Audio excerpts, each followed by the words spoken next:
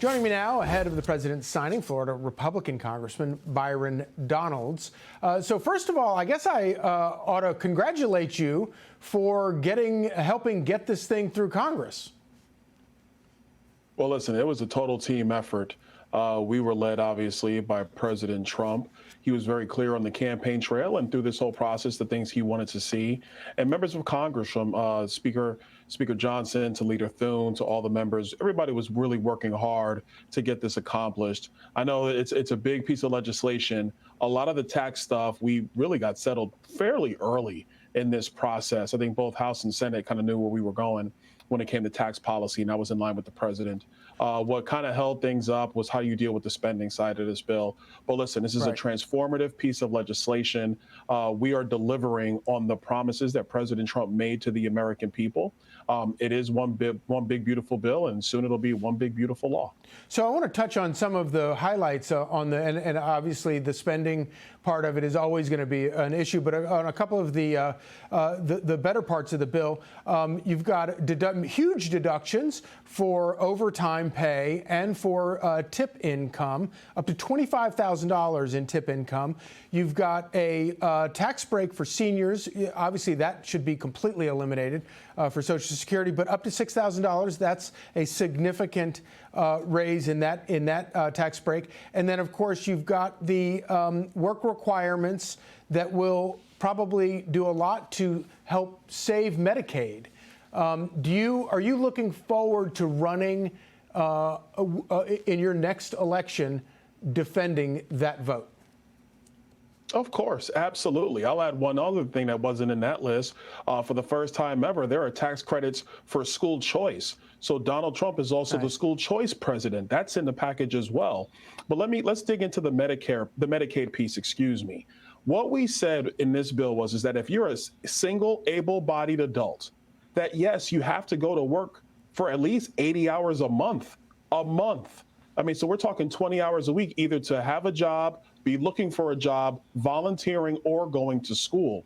If you're going to be on public benefits as an able-bodied adult, that's the least that you should be doing as a part of the fabric of America. We have protected in this bill with respect to Medicaid, pregnant women, single parents with multiple children, the elderly who are poor, children who are poor. They are protected in this bill. But yes, we put on work requirements, the same work requirements that Bill Clinton actually championed when he was president in the 90s. So this is a bill really to help to smooth out the long-term costs in the federal government. This is the first step in that process, but then also the largest middle-class tax cut in American history. This tax policy was really about the working families of our country, middle-income families in our country, and small business owners in America.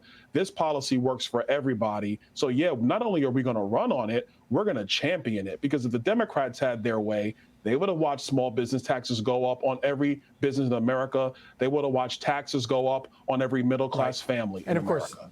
Of course, and Democrats will never give you credit for that, but that is probably the most important part of all of it, was avoiding that sort of tax hike. I want to ask you about a poll that we conducted, Fox News conducted, that asked, are you proud of the country today? In June, this last month, 58% said yes. That seems low to you and me, but whatever, it is what it is. That is the highest we've ever registered that since 2016, which I think is really interesting. The other thing that I think is really interesting about this poll is that the absolute lowest was in June 2022 at 39% of Americans said that they were proud to be American.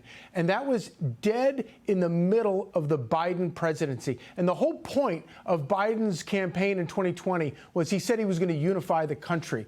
What do those numbers tell you? What they tell me is that when the Democrats get their way in terms of total policy, it's a disaster for America, and the American people recognize they don't want it. What it also says is that, if you look at some of these dates when Donald Trump was actually getting his agenda accomplished, people were happy with the country. And look what's happened the last 5.5 months. Inflation down, wages are steady, unemployment coming down, economy is growing. There's actually, obviously Israel had to do what it needed to do, but you have a lot of countries in the Middle East who are saying, you know what, it was time to be in the business of being partners with Israel and the United States. Donald Trump has been bringing wins for the American people. And last but not least, the biggest thing overall, the border is secured. He promised he would do it. He did it. Look at recruitment in the military, record highs in every branch of the military under Donald Trump. So what it's telling me is that his policies, his common sense, his leadership is actually having the American people have more faith, not just in America today, but America going forward into the future. Yeah, and I would argue that sealing the border is the biggest campaign promise any president has ever kept. Also want to ask you real quickly about this. President Trump made a little news last night announcing that he's going to host a UFC fight at the White House. Listen. We're going to have a UFC fight. Think of this on the grounds of the White House. We have a lot of land there. We're going to build a little. We're not. Dana's going to do it. Dana's great, one of a kind. Going to have a UFC fight, championship fight. America 250 will also host a brand new, first of its kind, youth athletes. It's a competition known as the Patriot Games, and it features top high school athletes from all 50 states. It's going to be great. And this phenomenal patriotic sporting event will be nationally televised, and it'll be led by our great Secretary of Health and Human Services, Robert F. Kennedy, Jr. So are Democrats going to wind up opposing this?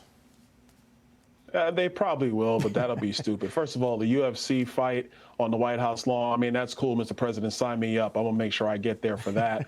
But to the broader thing, the Patriot Games, where you actually celebrate high school athletes who, they go through a lot of work. I've had 2 high school athletes working on my 3rd right now. They train in the summertime. They train year round, really focused on their craft while also being students. And so to celebrate them in this way, where the best high school athletes get to compete in the Patriot Games, I think that's really awesome. That's really cool stuff. Again, what it does, it breeds confidence in the fabric of America, that if you work hard, you'll be recognized for that. So I think it's an awesome idea. Looking forward to it.